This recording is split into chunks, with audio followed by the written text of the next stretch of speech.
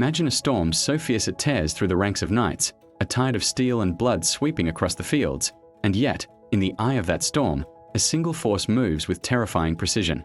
Welcome to Legnica, 1241, the day when the East collided with the West in a clash that would echo through centuries.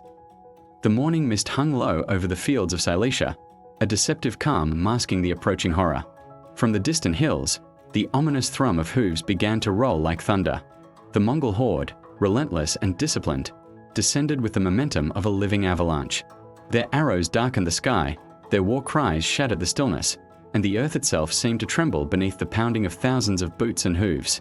At the heart of the Polish defense stood Duke Henry II the Pious, resolute yet aware of the impossible odds. His knights, clad in polished armor, bore crimson crosses on their surcoats, a symbol of faith, courage, and perhaps doom. Across the field, the Mongol generals surveyed their prey with icy calculation. The Hungarians and Poles had rallied their forces hastily, a coalition of desperation, while the Mongols had mastered the art of psychological warfare and slaughter. As the sun crept above the horizon, it caught the glint of steel on steel. The first arrows whistled through the air, striking men and horses alike. Panic rippled through the infantry as the Mongols' mounted archers began their deadly dance, feigned retreats drawing the knights out, only to unleash devastating volleys upon the pursuing forces. The initial clash was chaos incarnate. Swords rang against shields, horses screamed as spears tore into flanks, and the cries of the wounded created a symphony of agony that would haunt the survivors for a lifetime. Henry's cavalry charged, a wall of gleaming steel, aiming to break the Mongol line before it could encircle them. Yet, each thrust met with a cunning maneuver. The Mongol horsemen drew away, letting arrows pierce the air, cutting down the boldest knights before retreating with surgical precision. Blood soaked the earth, horses tumbled, and the air grew thick with the scent of iron and smoke. The Poles fought with honor, but the Mongol tactics were unlike anything the European knights had ever faced. Then came the moment of the true maelstrom. Mongol horse archers, circling and cutting, funneled the Polish forces into a narrow valley. From hidden positions on the hills, heavy cavalry struck with sudden ferocity. The battle became a nightmare of confusion and brutality. Men slaughtered in dozens, knights impaled, banners trampled into mud. Henry's voice, commanding and desperate, echoed as he tried to rally his forces, but one by one, the lines began to crumble. Every corner of the battlefield told the same story: arrows raining down like hail, swords clashing against invincible steel, and the Mongol commanders orchestrating the carnage like conductors of a dark symphony. A Polish knight, separated from his company, fought with the fury of a cornered wolf, yet the numbers were overwhelming. Horsemen charged again and again, leaving nothing but death and ruin in their wake. And then, the impossible happened. The Duke himself fell, not alone, but with a contingent of his finest knights surrounding him. The Mongols, precise and merciless, had hunted him down like a predator stalking its prey. With Henry II's death, the Polish army lost its heart. Panic transformed courage into chaos, and retreat became inevitable. Yet even in retreat, the field was a graveyard. Few would escape the relentless pursuit of the Mongol horde. The Battle of Legnica was over, but the echoes of the slaughter would travel far beyond Silesia. The Mongols had proven a terrifying lesson. Discipline, strategy, and fear were weapons far more deadly than mere numbers. For Europe, it was a glimpse of an unstoppable storm, and for the survivors, it was a memory etched in blood and fire.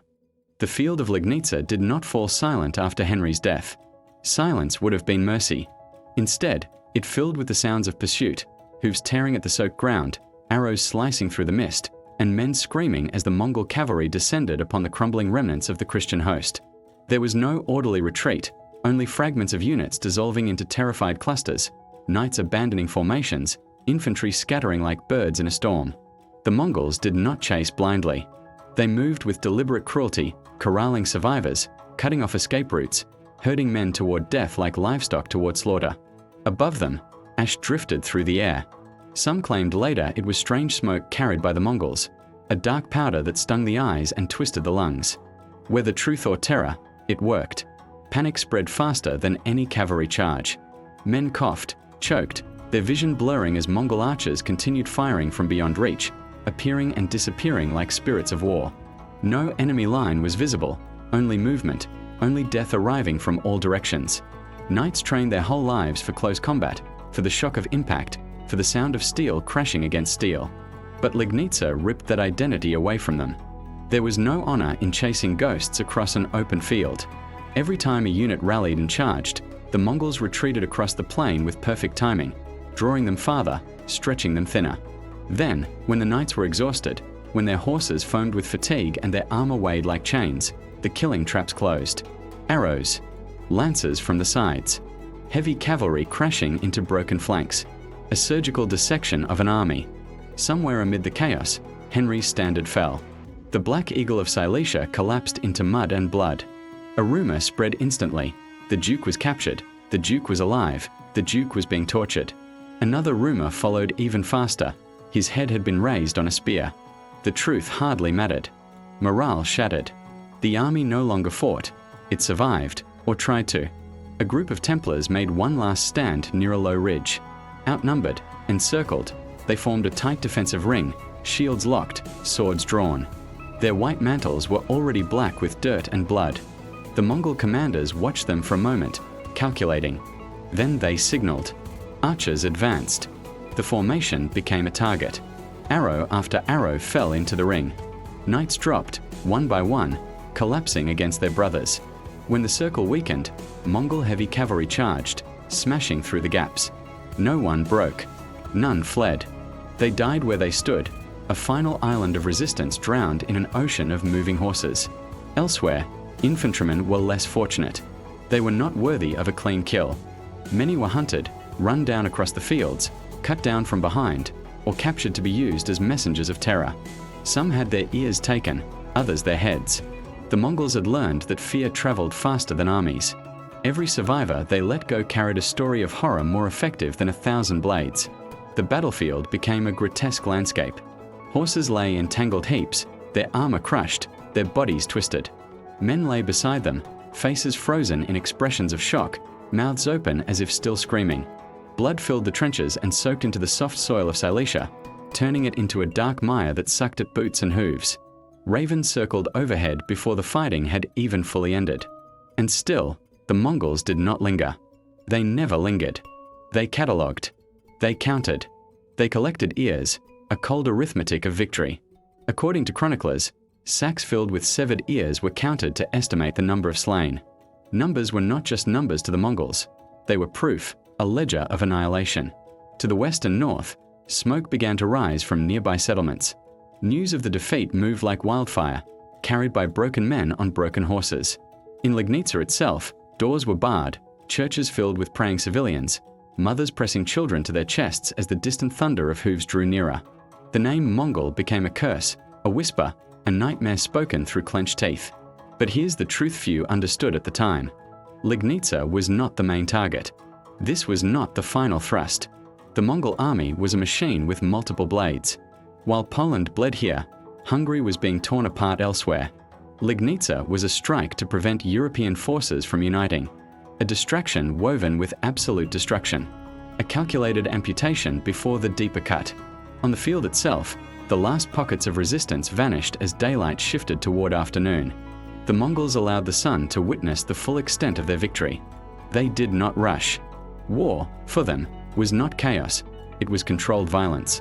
By the time the final sword fell, by the time the last scream dissolved into the wind, it was already too late for anyone beyond the horizon to help. Henry the Pious body was searched for. Chroniclers later claimed his headless corpse was identified only by a sixth toe. A small detail in a sea of madness. A human attempt to hold on to reality when everything else had dissolved into dust and blood. Yet his death was not just a death. It was a symbolic collapse. For the people of the region, it felt like the earth itself had cracked open. A Christian prince had fallen to an enemy that seemed less human, more elemental. A storm, a plague on horseback, and the Mongols watched it all with unmoved eyes. They had not come for glory. They had come to break systems, to fracture resistance, to make future battles easier by turning memory into fear.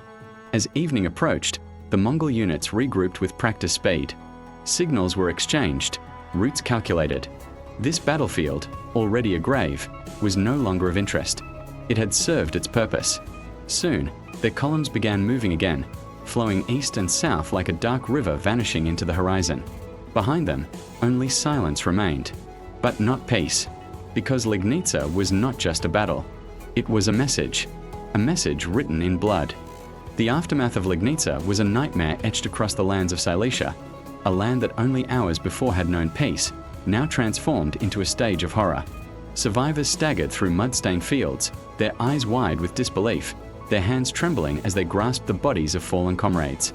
Some had escaped the Mongol slaughter only to witness villages burning in the distance, smoke curling into the sky like a funeral shroud. The screams of the dying were replaced by the sobs of those who had survived, yet the relief was hollow. Every step forward seemed to crush another fragment of hope beneath their boots.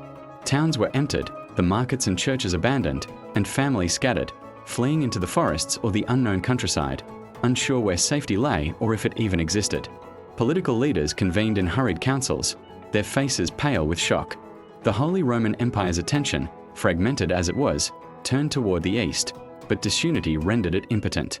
Messages flew on the backs of messengers, urging alliances and reinforcements, yet the Mongols had already demonstrated that speed and precision were as deadly as any army. The reality sank in quickly. No single force could stop this tide alone. Europe had underestimated the East, and the consequences were visible in the fields of Silesia. Meanwhile, the Mongols did not linger to gloat. Their approach was systematic, calculating, almost clinical. They knew that terror was as potent a weapon as steel. Every survivor, every messenger, every fleeing noble carried a story of devastation back to their homes. Tales of the Mongol archers' unerring aim, the feigned retreats that lured the proudest knights to their doom, and the sheer scale of slaughter spread faster than any formal report. And these tales were not exaggerated. There were too many witnesses, too many bodies, too much blood for imagination to cover the truth. In the cities and towns that had narrowly avoided direct combat, the mood was one of paralyzing fear. Markets emptied as peasants bolted doors and shuttered windows. Priests moved from house to house, offering prayers that felt fragile against the enormity of what had occurred. Some claimed that the very earth had been desecrated, that the Mongols carried with them a curse, a shadow that would linger over Silesia for generations. Children asked their parents if the monsters would return, and the parents could offer only silence, broken occasionally by a trembling whisper, "Yes, they will." Legnica became more than a battlefield. It became a symbol, a cautionary tale. Chroniclers wrote of the rivers running red, of the fields littered with bodies and shattered armor, of the way the Mongols moved like shadows, striking fear as efficiently as they struck death. Stories of heroism were mingled with tragedy. Knights who had fought valiantly were immortalized not for victory, but for defiance in the face of insurmountable odds. One story told of a young squire who, separated from his lord, fought off a dozen horsemen before being overtaken, his face smeared with blood yet still determined. Another spoke of an elderly priest who, refusing to abandon his congregation, was cut down in the church doorway as the Mongols surged past. These stories would become legend, the threads of humanity woven into the tapestry of massacre. The Mongols' influence extended beyond mere military tactics. Their arrival forced political recalculations across Central Europe.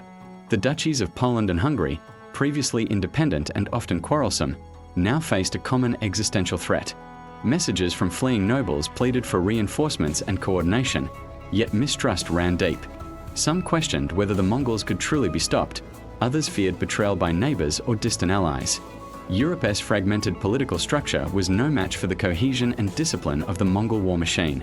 Meanwhile, natural elements added to the horror.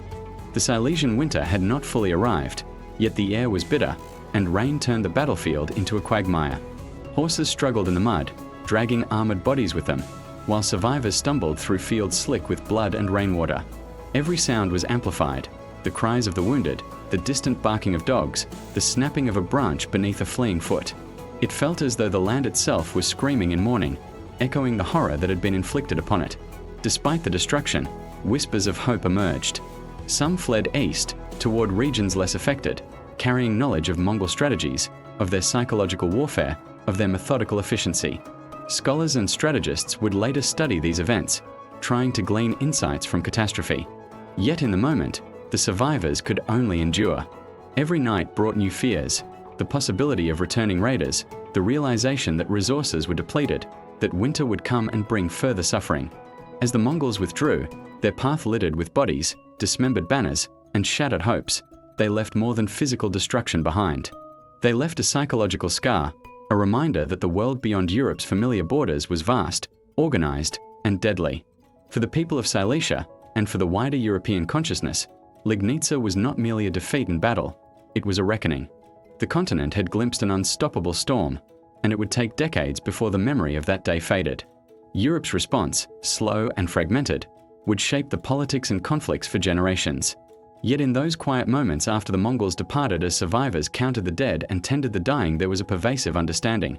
No amount of armor, no number of knights, no strategy could have fully prepared them for what had arrived from the east.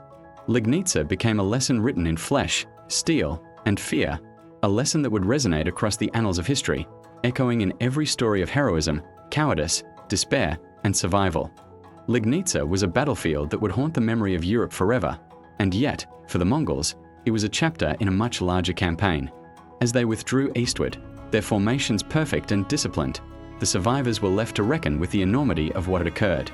What had begun as a day like any other had transformed into a catastrophe so complete it defied comprehension. Those who lived to tell the tale were scattered, traumatized, and irrevocably changed. Knights who had trained all their lives for glory now walked as shadows of men, their faces hollow, their hands trembling at the mere memory of the charge, the arrows, the screams. The battlefield itself was a grotesque theater. Fields that had once yielded wheat now grew blood-soaked mud. Armored corpses lay in twisted heaps, some still clutching broken swords, others with arrows protruding like the thorns of some horrific plant. Horses, symbols of power and prestige, were dead or dying, their flanks torn open, eyes glassy with shock.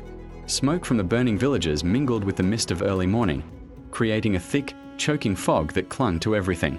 Ravens and crows circled endlessly above, drawn to the scent of death, their cries adding an eerie soundtrack to a scene already drenched in terror. Europeans would later recount the tactical genius of the Mongols at Legnica with a mixture of awe and horror. They had mastered the art of psychological warfare, using speed, feigned retreats, and coordinated attacks to dismantle armies that outnumbered them in sheer size. The feigned retreat was their most devastating weapon, turning the pride of Western knights into a trap of their own making. They manipulated terrain, lured their enemies into kill zones, and struck with precision that seemed almost supernatural. Every movement was deliberate, every death intentional, calculated not just to defeat but to terrify. Among the scattered survivors, stories emerged that would become legend. A lone knight, cut off from his companions, had held a hilltop against a dozen Mongols, using every trick, every ounce of strength, and every last arrow to delay his inevitable death. He fell only when his horse collapsed beneath him, yet his defiance became a symbol of resistance in a war otherwise dominated by fear. In another account, a small band of peasants, armed with nothing but farm tools and faith, managed to evade Mongol patrols for days, guiding their families through hidden forest paths. These microcosms of bravery and survival, though overshadowed by the scale of the massacre, became the human face of a cataclysm. The death of Duke Henry II the Pious sent shockwaves through Central Europe. As the leader of Silesia and a key ally to Poland and the Holy Roman Empire, his loss was more than personal, it was strategic. Without his leadership, cohesion among the European defenders fractured further. Plans to rally armies and coordinate defenses against the Mongols were delayed, miscommunicated, or abandoned entirely. Legnica had not only crushed men on the field, it had fractured the will to resist, leaving a vacuum that would shape political decisions for years. Beyond the immediate human cost, the battle had profound symbolic meaning. The West had been confronted with a force that operated with precision, speed, and ruthlessness far beyond anything previously encountered. Europe's feudal armies, reliant on heavy cavalry and chivalric codes, were ill-prepared for the mobile, coordinated tactics of the Mongols. The clash was not merely of armies, but of cultures, of strategies, and of perceptions of warfare itself. The lessons of Legnica would resonate across generations, influencing military thought and European defensive planning well into the late Middle Ages. Yet even amid despair, the seeds of resilience began to sprout. Survivors carried knowledge, experience, and warnings to neighboring lands. Chronicles were written, letters dispatched, and councils convened to study what had happened. Slowly, strategies evolved, and the memory of the Mongols' devastating efficiency informed European defenses for decades to come. Legnica became a dark mirror, showing what could happen if the continent remained divided, unprepared, and underestimating an enemy far beyond its borders. For those who had witnessed it, the horror was eternal. Some claimed to hear the echoes of hooves in the wind on quiet nights, or the faint clatter of armor in the distance, as though the dead marched again across the fields. Legends sprang from the ashes, of noble knights who faced impossible odds, of peasants who survived against supernatural odds, and of Mongol warriors whose discipline and cruelty seemed almost otherworldly. Legnica was not just history. It became myth, a story of destruction, fear, and the limits of human courage. In the end, the battle was more than a clash of swords and arrows. It was a testament to strategy, fear, and survival. Legnica demonstrated the horrifying effectiveness of the Mongol war machine and the vulnerability of European forces unprepared for such an onslaught. It showed that heroism could exist even in defeat, that courage was meaningful even when the outcome was certain, and that the consequences of war extended far beyond the battlefield. The land itself remembered. Silesia would bear the scars for decades, both in the soil and in the collective memory of its people. Every burned village, every shattered town, every field littered with the dead spoke of that fateful day. And though the Mongols moved on, the shadow of Legnica lingered, a reminder that history is written not only by the victors, but by the terror they leave behind. For Europe, Legnica was a warning, a nightmare made flesh, a story of blood and steel that would echo through the centuries.